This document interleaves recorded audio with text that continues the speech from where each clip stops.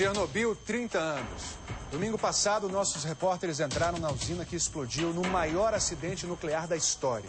Hoje a gente vai mostrar como a radiação atingiu várias regiões da antiga União Soviética e afetou a vida no campo e nas cidades. A dona de casa e a mãe. Os ex-militares. O eletricista, o veterano de guerra. Histórias pessoais muito diferentes, mas com um traço comum: as vidas marcadas por Chernobyl.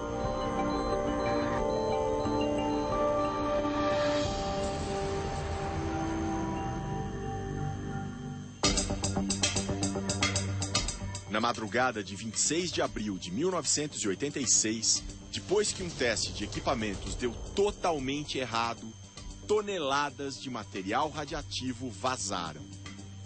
Nunca houve nada comparável a Chernobyl em lugar nenhum. Só depois de 36 horas, o governo soviético tomou uma decisão radical: criar uma zona de exclusão. Nas repúblicas da Ucrânia e da Bielorrússia, quem morava num raio de 30 quilômetros da usina foi retirado às pressas. Todos os dias surgiam novas perguntas. A primeira: como bloquear a contaminação? Foi chamado o poderoso Exército Vermelho. Igor chegou já no dia seguinte. Nos deram a missão de conter o mais rapidamente possível as consequências da explosão. Jogar do ar uma substância especial para impedir a proliferação de substâncias radiativas na atmosfera, sem equipamento de proteção, só com máscaras. Andrei se apresentou 9 dias depois. Eu reparei que a vida tinha parado ali, porque eu via, do alto, os carros abandonados, as roupas ainda penduradas nas varandas. Os dois eram navegadores de helicópteros. Logo vieram os primeiros sintomas. Eu tinha náuseas durante os voos. Um gosto metálico nos dentes, a cabeça girando, náusea, dores no coração. Eles faziam parte dos chamados liquidadores. Receberam esse nome porque iriam liquidar a radiação. Eram cerca de 600 mil homens e mulheres. Os liquidadores eram como soldados na frente de batalha. Eles iam porque acreditavam que precisavam ir. O eletricista Victor conta que era um deles. Eu fui para lá voluntariamente. Ele se ofereceu para consertar os painéis de energia da usina. Eu ficava bem embaixo do reator. A gente colocava gás no nariz e na boca. Não tinha mais nada de proteção. Enquanto tudo isso acontecia na Ucrânia, do outro lado da fronteira, a Bielorrússia sofria em silêncio. Saindo de Kiev, capital ucraniana, nós vamos para lá. Mas não é fácil conhecer esse lado esquecido da história. Belarus é a antiga república soviética da Bielorrússia. Das antigas repúblicas que pertenciam à União Soviética, ela é a mais soviética de todas. Continua a vigilância, continua a burocracia. Na fronteira, filas imensas e um controle muito lento e desconfiado. Ficaram olhando com lente de aumento meu passaporte 500 mil vezes. Demorou, mas passamos. São mais 7 horas pelas planícies infinitas de Belarus, que tem o tamanho do Paraná e cerca de 10 milhões de habitantes. O presidente Alexander Lukashenko é o mesmo há 22 anos. E a arquitetura da capital, a desolada e limpíssima Minsk, mantém o estilo monumental soviético. Num bairro sossegado, trabalha o doutor em ecologia Alexei Nesterenko, filho de Vassily Nesterenko, um físico que se destacou na época do acidente. Meu pai era um dos maiores especialistas da União Soviética em energia nuclear.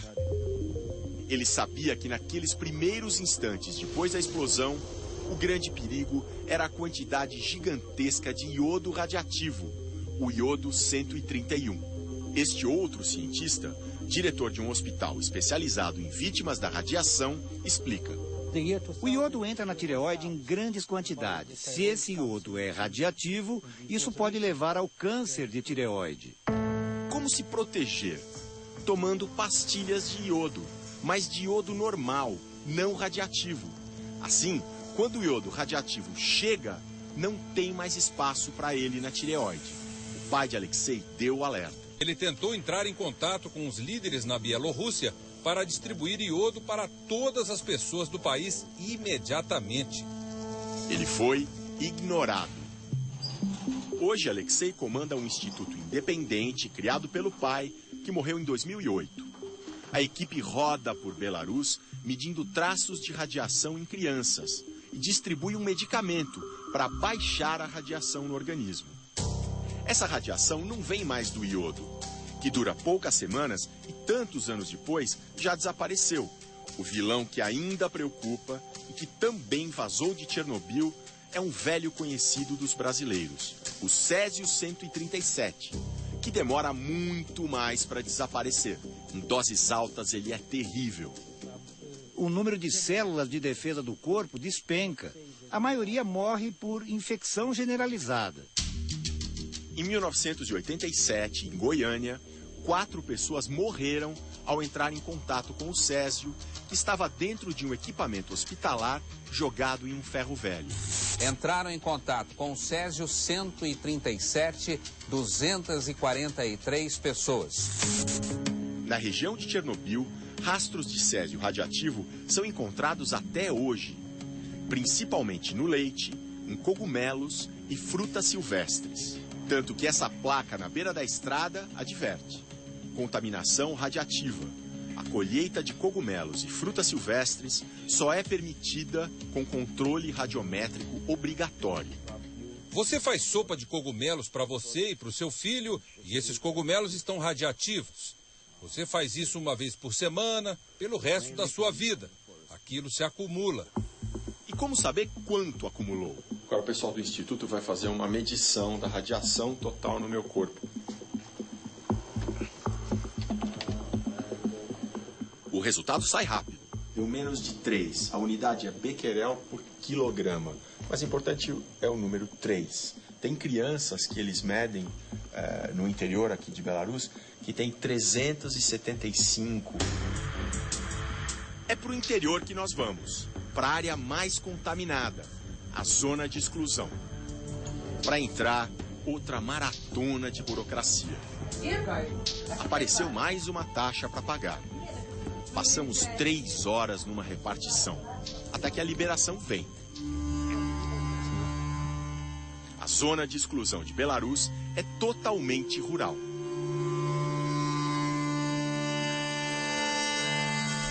Nessa pedra vermelha está escrito que aqui era o vilarejo de Dronik, que tinha 232 habitantes e que todos eles foram retirados daqui em 1986.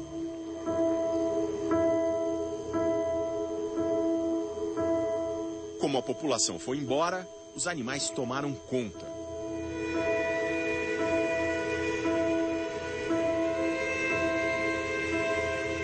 A gente pergunta se o guia já viu algum animal deformado pela radiação.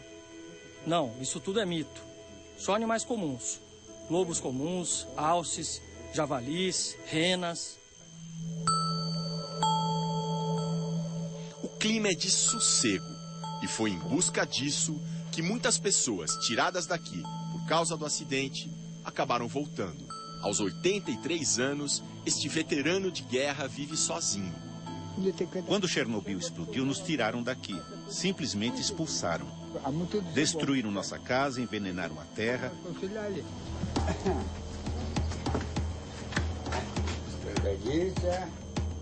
Ele mostra com orgulho o retrato de suboficial do exército. O vilarejo do Sr. Piotr se chama Sabali.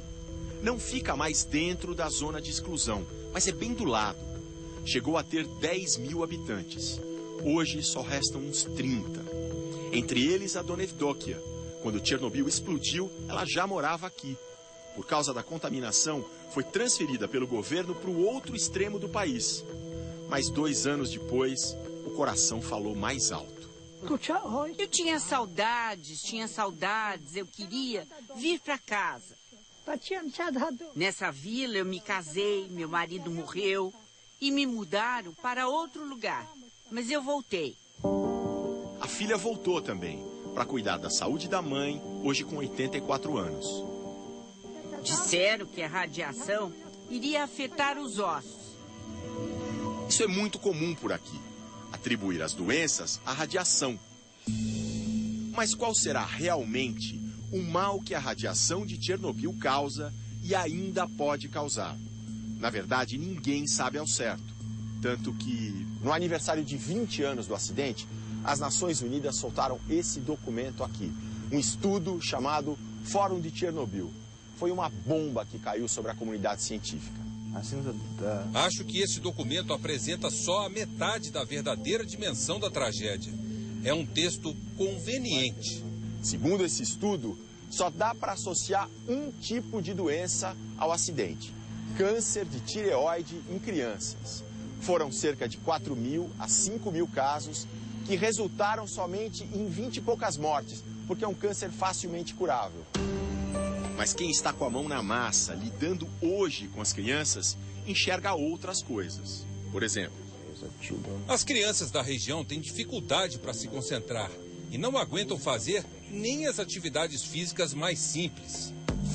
O polêmico documento da ONU também descarta uma relação direta entre a radiação do acidente e o aumento de outras doenças. Leucemia, câncer de estômago, outros tipos de câncer, como câncer de garganta, nada disso daria para relacionar com Chernobyl. Mas longe dos números frios dos relatórios, as histórias que ouvimos de quem combateu a radiação mostram uma outra realidade. Os navegadores de helicóptero Igor e Andrei se aposentaram cedo. Igor aos 35, Andrei aos 40. Tenho problemas no fígado, nas artérias, nos olhos. Não posso viver sem remédios. Todos os que enfrentaram a radiação têm problemas de saúde. Não há nenhuma exceção. Dos que conhecemos, o caso mais grave é o do eletricista Victor, que conta ter trabalhado embaixo do reator. Hoje, com 60 anos, ele tem catarata e câncer de tireoide. E luta para provar que a culpa é de Chernobyl.